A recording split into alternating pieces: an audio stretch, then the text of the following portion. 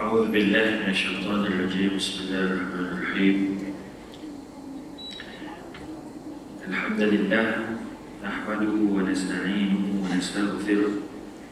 أعوذ بالله من شرور أنفسنا ومن سيئات أعمالنا. من يهده الله فلا مضل له ومن يضلل فلن تجد له وليا مرشدا. أشهد أن لا إله إلا الله وحده لا شريك له وأشهد أن محمدا عبده ورسوله. قال رب اشرح لي صدري ويسر لي أمري واحلل عقدة من لساني يفقهوا قولي. اللهم اجعلنا من الذين يستمعون القول فيتبعون أحسنه. اللهم لا سهل إلا ما جعلته سهلا وأنت تجعل الحزن إذا شئت سهلا. اللهم افتح علينا منك وانشر علينا من خزائن رحمتك يا أرحم الراحمين. السلام عليكم ورحمة الله وبركاته.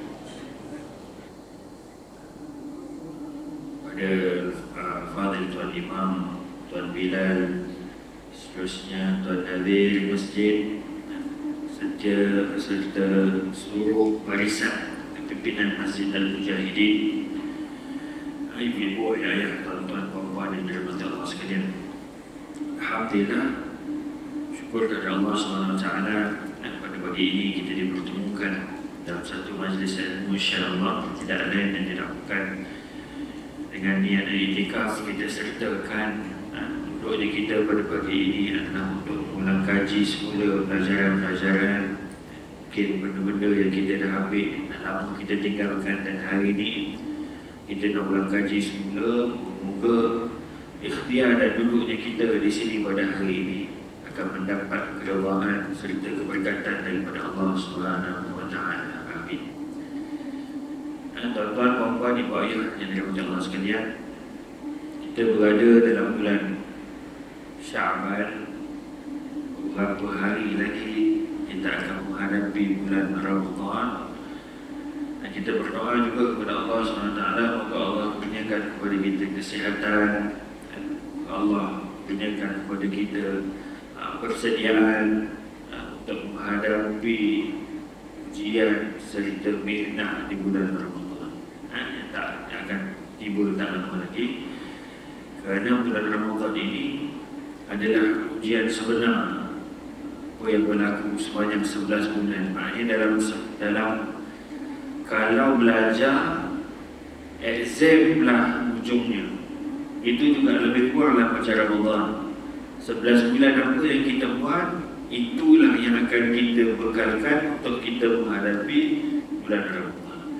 Sebab tu dia bagi bulan ujian, bulan madrasah, bulan untuk kita melatih diri kita, dan bulan yang penuh keberkatan. Jadi semuanya itu perlu kepada persediaan yang rapi, mental dan fizikal, supaya kita dapat menghadapi bulan Ramadan ini lebih baik daripada bulan Ramadan tahun lalu, insya-Allah. Amin. Tuan-tuan, puan-puan dirahmati Allah sekalian, kita masih dalam perbincangan buku kita ini, iaitu 10 Asas Penyucian Hati.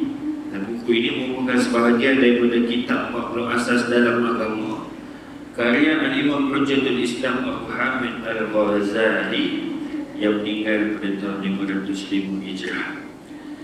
Ini tentang didapatkan secara percuma di website Jabatan Mufti Negeri Islam. Pergi dekat website Jabatan Mufti Islam dan pergi dekat bahagian penerbitan, carilah tajuk buku ni. Dia ada 10, total jadi 40.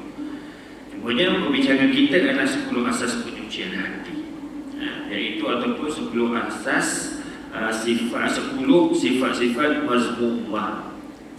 Kita habis 10 ni, maka kita akan masuk ke dalam 10 asas sifat mahmudah. Jadi hari ini kita ambil tajuk baru, tuan-tuan. 10 dah, kita dah masuk yang ke-8. Hari ini sombong. Hari ini kita nak ambil sifat mazmumah yang ke-8, iaitu sombong. Sebelum ini yang ke-7 kita dah ambil cintakan dunia, hubbud dunia. Itu yang ke-7. Yang ke-6 kita dah ambil cinta kedudukan, ar-runa wa hubbujah, cintakan kedudukan dan kemegahan. Yang ke-5 kita dah ambil cerita tentang bakhil dan mencintai harta. yang cerita banyak lebar, al-bukhl wa hubbul mal. Al-bukhl, bakhil, dan hubbul mal, mencintai harta. Yang keempat kita dah ambil hasad. Yang ketiga kita dah ambil sifat mazmumah berkaitan dengan marah. Yang kedua kita dah ambil tentang bercakap berlebihan, syarabul kalam. Yang pertama kita dah ambil berkaitan makan berlebih-lebihan, syarabul ta'am. 10 asas sifat mazmumah ni tuan-tuan kita dah jumpa masa sekolah rendah. Tapi mungkin dekat sekolah rendah tu kita dah tak detail lah. Tapi dalam buku ni insyaAllah perbincangan kita detail. Daripada makan, daripada bercakap, daripada marah, daripada hasad, bakhil, mencintai harta, cinta kedudukan dan kemegahan, cinta karunia, dan sekarang kita masuk sombong. Seperti biasa tuan-tuan, Imam Ghazali dalam manhajnya ataupun cara penulisannya, dia akan mulakan dengan potongan-potongan ayat Quran, dan kemudian dia akan mulakan dengan potongan-potongan hadis, dan kemudian dia akan masukkan petikan-petikan kata-kata ulama, dan seterusnya baru masuk kepada perbincangan. InsyaAllah masa yang ada ni mungkin kita tak sempat perbincangan. Kita ambil khadimah ataupun khadimah kepada sombong, iaitu potongan-potongan ayat suci Al-Quran dan juga hadis-hadis Nabi sallallahu alaihi wasallam. Bismillahirrahmanirrahim. Qala al-muallif rahimahullah wa nafa'ana wa iyyakum bi ulumihi fi darain amin. Sombong, sifat tercela ke-8 sombong. Berkenaan dengan al-kibr atau sombong, Allah Subhanahu wa taala berfirman di dalam surah Al-Mu'min ayat 35 dan 76. Tuan-tuan, kalau dah biasa dengan surah Al-Mu'min ni, dia tak ada masalah lah, kan? Tapi kadang-kadang terlupa dia ada masalah juga. Sebab surah Al-Mu'min ni dia ada 2 nama, Al-Mu'min dan juga Ghafir, kan? Saya nak buat kajian, saya nak buat apa, homework pun, kan, malam tadi nak buat homework pun cari surah Al-Mu'min tak jumpa, dah gelapah dah, takkan bunyi salah, kan? Lupa, time nak guna tu lupa. Punya dia ada nama kedua, Ghafir. Surah Al-Mu'min dia ada 2 nama, itu Ghafir. Ayat 35 dan 76. Bismillahirrahmanirrahim. Kadzalika yatba'u Allahu 'ala kulli qalbin mutakabbirin jabbar. Ayat ini sebenarnya ayat dia panjang lagi lah. Ayat 35 ni ayat panjang dia. A'udzubillahi minasyaitonir rajim. Alladzina yujadiluna fi ayati Allahi bighairi sultanin atahum kabura maqtan 'inda Allahi wa 'inda alladzina amanu kadzalika yatba'u Allahu 'ala kulli qalbin mutakabbirin jabbar. Demikianlah Allah menguji mati hati mereka.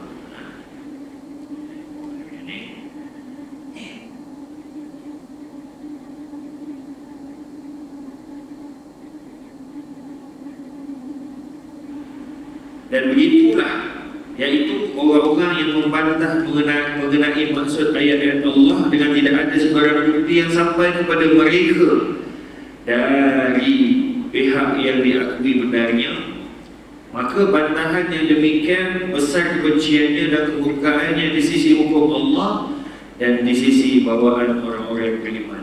Demikianlah Allah menderaikan atas hati tiap-tiap orang yang sombong takbur, lagi bermaharaja dan pencerobohannya.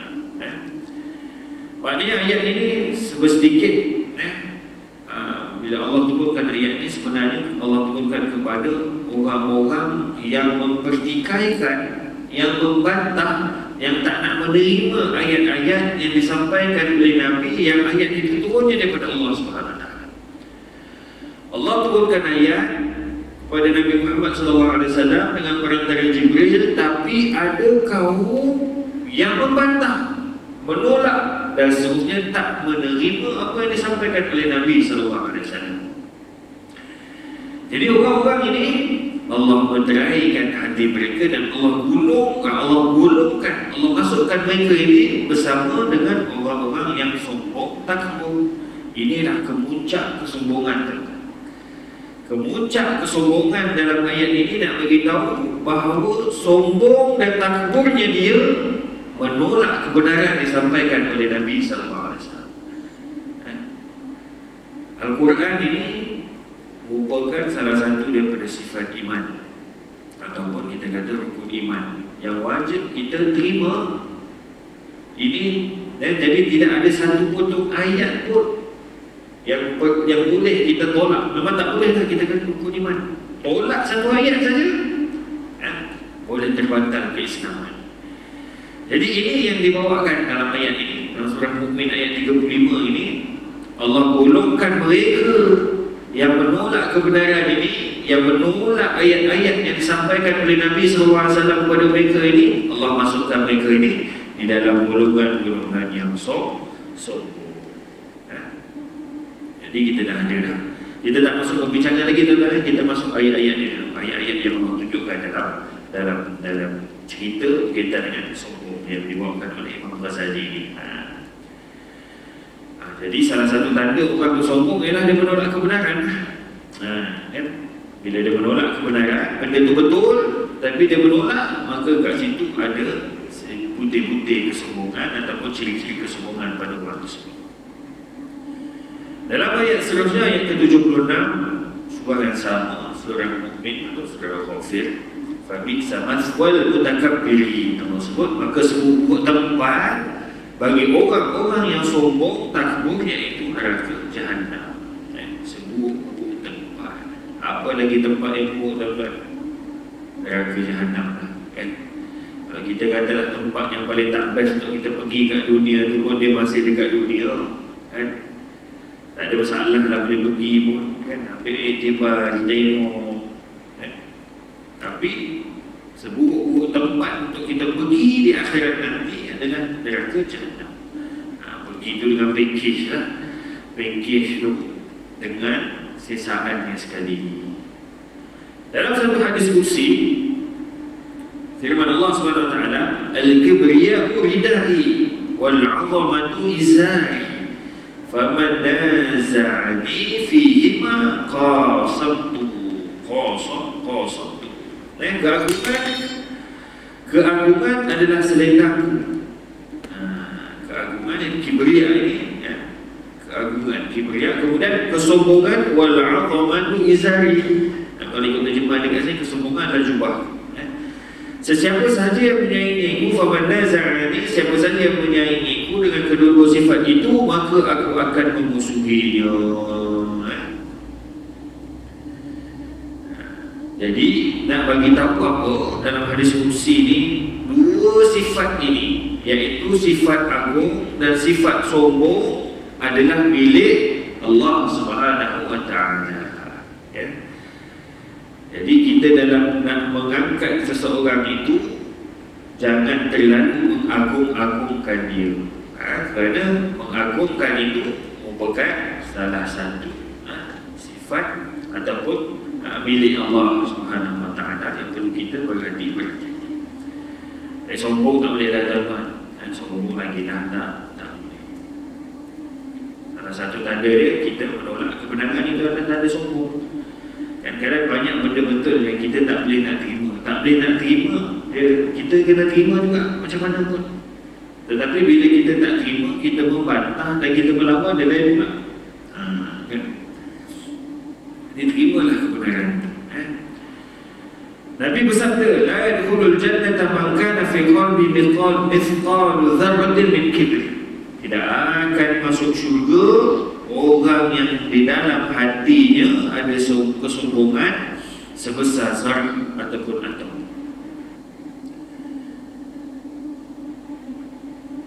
Kita ni yang nak rasa sombong tu apa sebab? Sebab kita rasa kita memiliki, kita ada something, kita ada sesuatu yang orang lain tak ada benda tu. Okey. Kan? Okey lah, kita kata macam tu. Nak nampak, bagi nampak. Jadi kita rasa sombong bila kita ada sesuatu yang orang tu tak ada. Jadi syarat nak sombong ni tuan-tuan, kita mesti memiliki. Syarat sombong lah, kita mesti memiliki. Jadi untuk hapuskan rasa memiliki itu, tuan-tuan kena ingat bahawa kita ini dekat dunia tidak memiliki sesuatu apa pun. Syarat tak jadi sombong tadi kita kata, dia mesti rasa memiliki, dia ada benda tu yang orang lain tak ada. Dia rasa dia popular mungkin, dia rasa dia lebih banyak hartanya mungkin, dia rasa dia lebih ilmunya mungkin, dia rasa kereta dia lebih besar mungkin, dia rasa sesuatu yang orang lain tak ada, orang lain tak ada. Maka dekat situ akan timbul rasa sombong. Jadi cara untuk kita menghapuskan rasa memiliki itu adalah dengan menyedari bahawa hakikat sebenarnya kita tidak memiliki sesuatu apapun. Semua yang ada, kalau kita memiliki benda itu, orang tak boleh tanya, orang tak boleh petikai. Tetapi apa yang kita miliki atas dunia hari ini, semuanya akan Allah tanya dan akan Allah timbang dan akan Allah bertanggungjawabkan ke atas kita setiap semuanya. Kan ada hadis yang disebut tidak akan bergerak kaki anak Adam dekat hari kiamat. Tak akan bergerak kaki dekat hari kiamat kita ni, sehingga ditanya semua benda yang dipertanggungjawabkan ke atas kita. Tentang harta kita, dari mana kita ambil dan ke mana kita belanjakan. Setiap sen, tuan-tuan, tak bergerak kaki kita dekat hari kiamat ni, sehingga ditanya setiap sen dari mana ambil, kemudian setiap sen tu pula ke mana kita belanjakan. Kerja berat, tuan-tuan. Bukan tak boleh jadi kaya, tapi kena betul cara pengurusannya. Baik, jadi nak rasa benda itu memiliki, rasa memiliki itu menyebabkan kita boleh ada rasa. Boleh tak sebab lah kan. Baik, Nabi bersabda lagi, yuhsyarul jabbarun wal mutakabbiru yawmal qiyamati fi suwaril dhar. Fi suwaril dhar yatuhumun nas bihawanihim ala Allah Azza wa Jalla. Orang-orang yang angkuh dan sombong pada hari kiamat akan dibawa dalam bentuk debu yang berterbangan. Manusia akan menginjak mereka kerana mereka menghina Allah Subhanahu wa Ta'ala. Jadi sombong ini, rasakan hadis Nabi ini, maknanya sombong, bila kita sombong saja pada masa yang sama sebenarnya kita telah menghina Allah Subhanahu wa Ta'ala. Dalam tak sedar, ya, dalam tak sedar, bila kita sombong aja, maknanya kita sudah menghina Allah Subhanahu wa Ta'ala. Bila kita lintas sikit, rasa lebih sikit daripada orang ni, maknanya kita telah menghina Allah Subhanahu wa Ta'ala.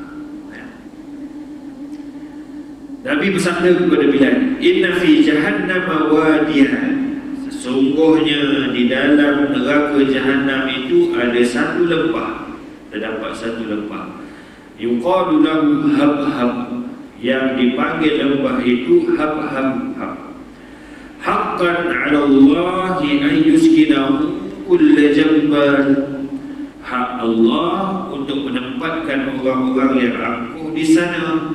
Fa iyyaka ya Bilal, maka kamu harus berhati-hati wahai Bilal, an takuna mimma yasmun, jangan sampai kamu termasuk orang yang tinggal di dalamnya.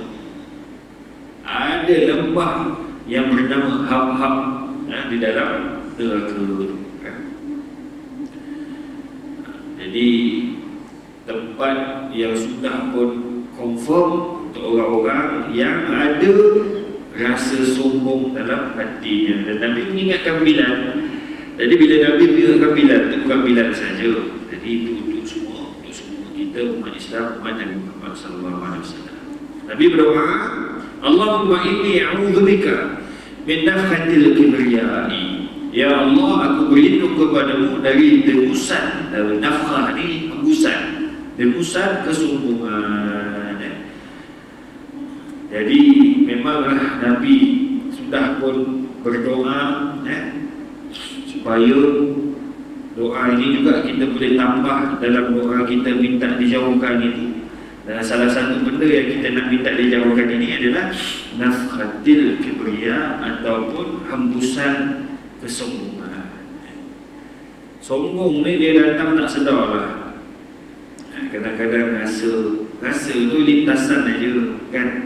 Bila rasa saja cepat-cepatlah kita istighfar. Aku rasa lebih ni, astagfirullah. Allahumma inni a'udzubika min nafkhatil kibriya.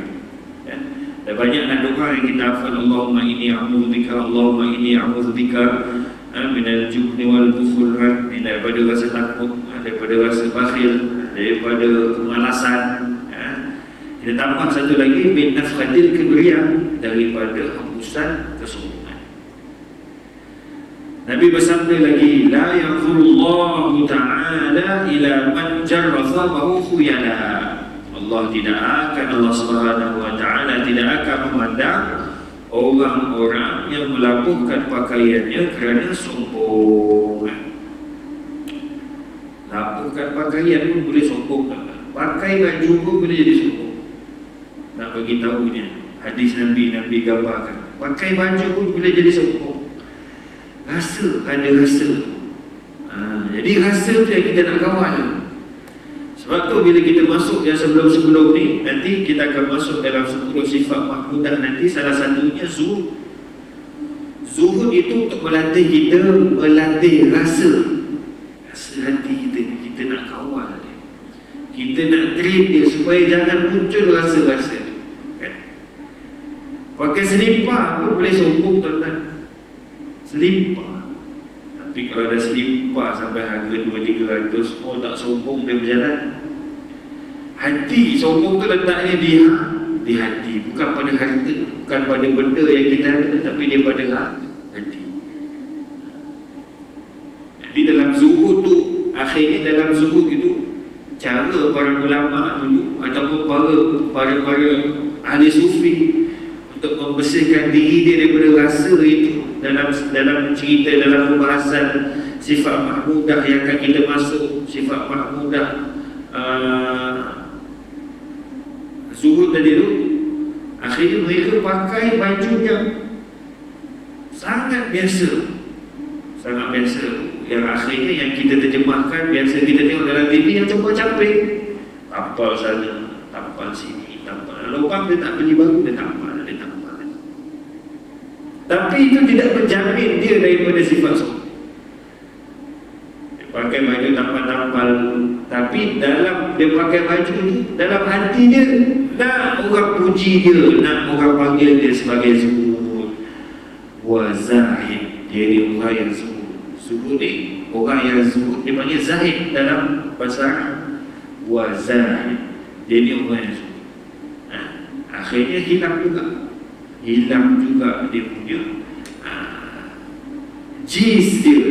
Pakai baju macam tu, pakai baju yang biasa-biasa tu untuk hilangkan rasa sombong, untuk jadi orang-orang yang zuhud. Tapi rupanya dia pakai baju yang biasa itu supaya nak orang panggil dia zuhud, tak jadi juga. Jadi cerita ni cerita atas lain lah, tuan-tuan. Kita kata atas salah sikit dan atas satu titian yang sangat curam kiri kanan dia kan. Salah niat jatuh. Jadi begitulah juga sombong. Pakai baju dan dia melakukan pakaiannya kerana sombong, juga Allah tidak akan memandang orang yang sedemikian. Nabi bersabda, man ta'azzama fi nafsihi aw ikhtala fi bishyatihi laqiya Allah wa huwa alaihi ghadban. Barang siapa yang membangga-bangga dirinya dan bertingkah ketika berjalan, maknanya bertingkah ketika berjalan tu maknanya dia ada gaya lah dia berjalan yang dia buat-buat, dan sejaya dia akan bertemu Allah dalam keadaan marah kepadanya. Allah marah kepada dia bukan sebab dia jalan tu, sebab masa dia jalan tu ada niat. Masa dia jalan tu ada rasa sombong masa dia berjalan. Jadi Allah marah kepada dia dengan sebab niat dia ketika dia berjalan itu. Ada something dalam dia berjalan itu, ada sesuatu pula yang diselipkan. Wa ma zadallahu 'abdan bi'afwin illa 'izzan wa ma naqasat sadaqatun min malin wa ma tawadda'a ahadun lillahi illa rafa'ahu Allah. Nabi bersabda, Allah akan menambah kemuliaan seorang hamba kerana memaafkan kesalahan orang lain. Allah menambah kemuliaan kita dengan sebab kita memaafkan kesilapan orang lain. Ini yang benda yang susah tuan-tuan nak maafkan ni. Dan tidak akan berkurangkan harta dengan bersedekah. Dan tiadalah sikap rendah diri seseorang melainkan Allah akan meninggikan darajatnya. 3 benda yang Nabi sebut dalam perkara ini, iaitu memaafkan, tentang bersedekah, dan tentang sikap rendah diri. Dan ketiga-tiga perkara ini tidak mengurangkan sedikit pun harta, tak mengurangkan harta dia. Memaafkan tak mengurangkan, tidak menjadikan dia hina. Dan dengan sebab dia merendah diri, maka Allah akan meninggikan lagi darajatnya. Nabi bersabda lagi, tuba liman tawadha'a min ghairi maskanatin. Beruntunglah orang yang bersikap rendah hati, yang sikap rendah hati dia itu bukan kerana dia miskin. Jadi orang miskin ini salah satu sebab dia rendah diri sebab dia miskin. Kalau ikut hadis Nabi ini, maknanya nak bagi tahu salah satu sebab yang kita ni rasa rendah diri ni sebab kita bersama dengan orang-orang yang lebih kaya daripada kita. Sebab kita miskin tak? Sebab kita rasa kita yang paling sikit hartanya berbanding dengan orang lain. Jadi kita rasa rendah diri. Jadi rasa rendah diri itu lebih mulia, lebih baik, lebih beruntung jika rasa itu datang bukan sebab dia miskin, sebab dia latih, sebab. Jadi rendah diri lah. Rendah diri rasa macam miskin. Beruntunglah Nabi kata. Allah wahyukan kepada Nabi Musa, aku hanya menerima solat orang yang berendah diri kerana keagunganku, tidak bersikap tinggi hati kepada makhluk, hatinya selalu takut kepadaku, menghabiskan waktu siang untuk berzikir kepadaku, dan menahan nafsunya dari berbagai keinginan kerana aku. Ini Allah wahyukan kepada Nabi Musa. Solat yang diterima adalah solat orang yang berendah diri kerana keagungan Allah SWT. Tidak bersikap tinggi hati, tak sombong dengan makhluk-makhluk yang lain. Jadi baru Allah terima solat kita. Jadi salah satu tanda penerimaan solat adalah itu yang dikatakan hubungan hablum minallah wa hablum minan nas. Hubungan dengan Allah dengan hubungan dengan manusia. Kan? Jadi kalau dengan Allah kalau dia jaga hubungan dia dengan Allah saja, tetapi hubungan dengan makhluk dia terlalu, hubungan dengan makhluk dia teruk, hubungan dengan makhluk dia tak jaga, maka ada kebarangkalian benda-benda yang tak kena dalam pemahaman dia ataupun dalam aspek ibadah dia. Nabi bersabda lagi tuan-tuan, idza tawadha al-'abdu lillah rafa'a Allah ra'sahu ila as-sama'i as-sabi'ah. Bila seorang hamba bertawaduk kerana Allah, nescaya Allah akan mengangkatnya ke langit yang ke-7. Tapi dua lagi, insya-Allah, inna tawadhu'a la yazidu al-'abdu illa rif'atan fatawadhu rahimakumullah. Sesungguhnya sikap tawaduk itu menambah kemuliaan seorang hamba. Oleh kerana itu bertawaduklah kamu, semoga Allah menyayangi kamu. Dan hadis terakhir hari ini tuan-tuan kita ambil, innahu la ya'jibuni an yahmila ar-rajulu shay' fi yadihi fa yakunu mihnatan li ahlihi yadfa'u bil kibr an nafsi. Sesungguhnya amatlah mengagumkan seseorang yang membawa sesuatu di tangannya, kemudian dia berkhidmat untuk keluarganya, yang dia dapat mencegah kesombongan dari dirinya kerana layanan kepada keluarganya tadi. Di sini mungkin kita kata tips untuk merendah diri adalah dengan berkhidmat untuk ahli keluarga kita. Padahal dia yang mencari nafkah. Kalau dalam ikut hadis yang Nabi sebutkan ini, antahmi ayyahmil ar-rajul syai', maknanya dia yang cari nafkah, dia yang bertugas-tugas kat luar rumah, dia yang bekerja, yang bawa balik nafkah, kemudian dia balik, dia berkhidmat untuk keluarga dia. mungkin dia pula yang masak, mungkin dia pula yang basuh baju, mungkin kan. Dengan berkhidmat kepada keluarga dia itu boleh menghilangkan rasa sombong. Itu antara cara nak tuan-tuan yang ada disebutkan. Tapi hadis ini disebutkan oleh Rakib mengatakan bahawa hadis ini ghaib, agak pelik. Tapi maknanya intibati yang mungkin boleh kita ambil adalah berkhidmat untuk keluarga itu ada manfaatnya. Dengan keluarga kita sombong, maka dengan ahli keluarga pun kita sombong, kita mengira, maka tak mustahil dengan orang lain pun kita akan sombong dan kita akan mengira juga. Jadi tuan-tuan, itu selesai mukadimah untuk tajuk sombong kita. InsyaAllah kita akan sambung dengan punya perbincangan di dalam pertemuan kita yang seterusnya. Semoga apa yang kita ambil pada pagi ini akan memberi kebaikan kepada kita, akan mendapat keberkatan daripada Allah SWT. Semoga Allah lindung kita daripada tergolong ataupun termasuk di dalam orang yang mempunyai sifat sombong dan juga sifat-sifat mazmumah yang lain. Semoga ada kebaikan daripada pertemuan pagi ini, insyaAllah. Dan terima kasih di atas segala perhatian, mohon maaf di atas segala kekurangan. Yang baik kepada Allah SWT, sedang sinar saya mohon ampun dan maaf atas kesalahan daripada diri saya sendiri. Aku lupa lihat astagfirullahaladzim wa lakum. Assalamualaikum warahmatullahi wabarakatuh. Dan untuk atas kekafaran dan salam. Subhanallahumma wa bihamdika asyhadu an la ilaha illa anta astaghfiruka wa atubu ilaik. Bismillahirrahmanirrahim. Al-'asr innal insana lafi khusr illa alladhina amanu wa 'amilus solihat wa tawasaw bil haqq wa tawasaw bis sabr. A'udzu billahi minasyaitonir rajim. Bismillahirrahmanirrahim. Alhamdulillahirabbil alamin. Wassalatu wassalamu ala asyrafil anbiya'i wal mursalin wa ala alihi wa sahbihi ajma'in. Allahumma inna nas'aluka salamatan fid din wa 'afiyatan fil jasad wa ziyadatan fil 'ilm wa barakatan fil rizq wa tawbatan qabla al-maut wa rahmatan 'inda al-maut wa maghfiratan ba'da al-maut. Allahumma hawwin 'alaina fi sakratil maut wa jannatna min al-'adab al-hisab. Allahumma rabbana atina fid dunya hasanah wa fil akhirati hasanah wa qina adzaban nar. Sallallahu ala sayyidina Muhammad wa ala alihi wa sahbihi wa sallam. Alhamdulillahirabbil alamin. Taqabbal